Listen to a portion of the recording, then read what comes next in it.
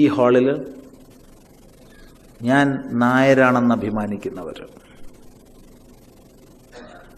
ഞാൻ ഈഴവരാണെന്ന് അഭിമാനിക്കുന്നവർ, ഞാൻ നമ്പൂതിരിയാണെന്ന് അഭിമാനിക്കുന്നവർ, ഞാൻ ചെറുമരാണെന്ന് അഭിമാനിക്കുന്നവർ, ഞാൻ പുലയരാണെന്ന് അഭിമാനിക്കുന്നവർ, ഞാൻ ഭട്ടതിരിയാണെന്ന് അഭിമാനിക്കുന്നവർ, ഞാൻ നമ്പീശനാണെന്ന് അഭിമാനിക്കുന്നവർ, ഞാൻ മാരാരാണെന്ന് അഭിമാനിക്കുന്നവർ, ഞാൻ വാരരാണെന്ന് എന്തൊക്കെയോ ജാതിയുടെ പേരാന്ന് വായി തോന്നിയതൊക്കെ പറഞ്ഞു.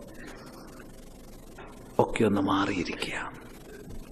തൽക്കാലം കുറച്ചു നേരത്തേക്ക് പുറത്തു പോവുക.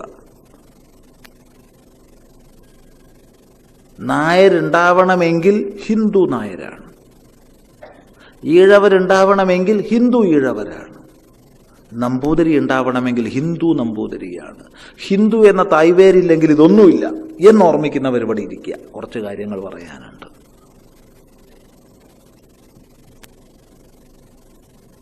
എന്ന് പറഞ്ഞപ്പോൾ ആരും എഴുന്നേറ്റ് പോയില്ല, എല്ലാവരും അവിടെ ഇരുന്നു. സന്തോഷം. അതുകൊണ്ട് നായർ തന്നെയായി ജീവിച്ചോളൂ. നിങ്ങൾ നായരെന്ന് പേര് മാറ്റണ്ട. ഞാൻ നായരല്ല, രമേശൻ നായരല്ല, അല്ലെങ്കിൽ കൃഷ്ണൻ നായരല്ല എന്ന് എഴുതണ്ട. കൃഷ്ണൻ നായർ തന്നെ എഴുതിക്കോളൂ, രാമൻ നായർ തന്നെ എഴുതിക്കോളൂ, മറ്റേയാൾ ഗോവിന്ദൻ ഈഴവർ തന്നെ എഴുതിക്കോളൂ, ഒരു വിരോധമില്ല. ഗോവിന്ദൻ ഈഴവരല്ല എന്ന് എഴുതണ്ട.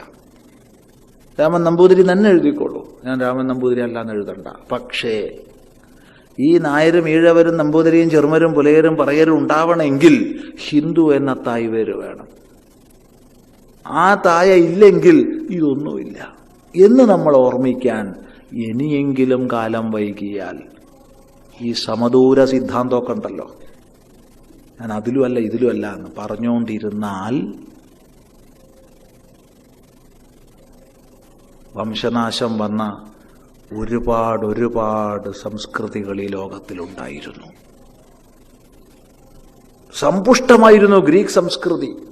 ഭാരതം മാത്രമൊന്നുമല്ല ഉയർന്നത്. ഹിന്ദുധർമ്മം മാത്രമേ പ്രാചീനമായി മഹത്വത്തെ പ്രാപിച്ചിരുന്നുള്ളൂ. അത് വിഡ്ഢികൾ പറയുന്നതാണ്. ഗ്രീക്ക് സംസ്കൃതി വളരെ സമുന്നതമായിരുന്നു. ഈജിപ്ഷ്യൻ സംസ്കൃതി വളരെ സമുന്നതമായിരുന്നു. കാരണം സംസ്കൃതത്തിൽ സാധാരണ ന്യായം പറയാറുണ്ട്, തൂലാവധാരണം കൊണ്ട് മൂലാവധാരണം എന്ന്. അതായത് കാര്യത്തെ കണ്ടാൽ കാരണത്തെ മനസ്സിലാക്കാം എന്നുള്ളതാണ്. അപ്പോൾ ഈജിപ്ഷ്യൻ സംസ്കൃതിയിൽ ഇത്ര വിപുലമായ പിരമിഡുകളും ഇന്നും നമുക്ക് ചിന്തിക്കാൻ കഴിയാത്തത്രയുള്ള മമ്മിയും മറ്റും രൂപീകരിക്കാനുള്ള ഔഷധക്കൂട്ടുമൊക്കെ അവർക്കറിയാമായിരുന്നെങ്കിൽ മറ്റു പലതിലും അവർ ഉന്നതരായിരുന്നു. ഭാരതം മാത്രമൊന്നും അല്ല ഉയർന്നത്, അത് വെറും മിഥ്യാഭിമാനമാണ്. മറിച്ച് നമുക്കുണ്ടാവാനുള്ള പാഠം, ഇത്രയ്ക്ക് സമുന്നതമായ ഈ പ്രാചീന സംസ്കൃതികളൊക്കെ കാലഹരണപ്പെട്ടു പോയി. എത്ര പഴയതാണെന്ന് അഭിമാനിച്ചത് കൊണ്ടും നിലനിൽക്കില്ല. നിലനിർത്തേണ്ടവര് നിലനിർത്താൻ ജാഗരൂകതയോടുകൂടി പരിശ്രമിച്ചാലേ നിലനിർത്താൻ പറ്റൂ. മൺമറഞ്ഞു പോയ സംസ്കൃതികളുടെ കൂട്ടത്തിൽ ഇതുകൂടി എഴുതിപ്പെടരുതെങ്കിൽ, എഴുതി ചേർക്കപ്പെടരുതെങ്കിൽ നമ്മൾ ഈ ഭിന്നത മറന്നൊന്നിക്കണം.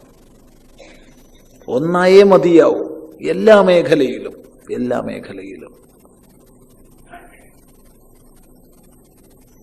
ചാണക്യൻ പ്രത്യേകിച്ച് പറയും,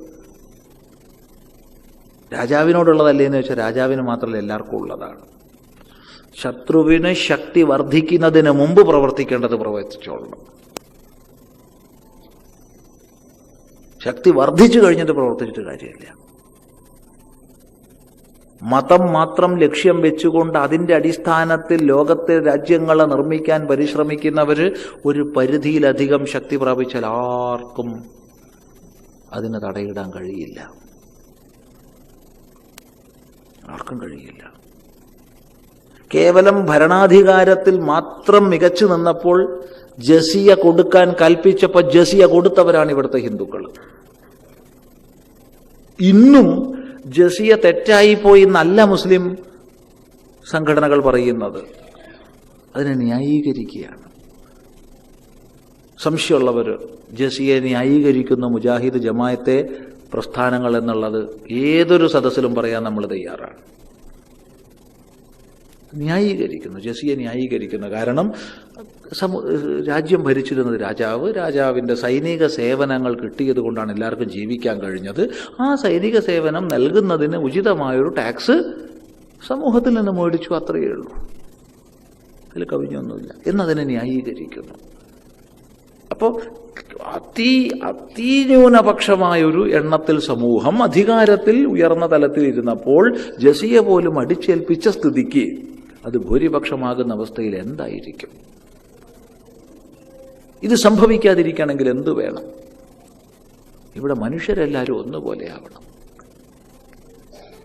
ഹിന്ദു, മുസ്ലിം, ക്രിസ്ത്യൻ വ്യത്യാസം പാടില്ല. അത് വേണമെങ്കിൽ ആദ്യം നിയമദൃഷ്ടിയിൽ പൗരനൊന്നാവണം. കോമൺ സിവിൽ കോഡ് വന്നേ മതിയാവും.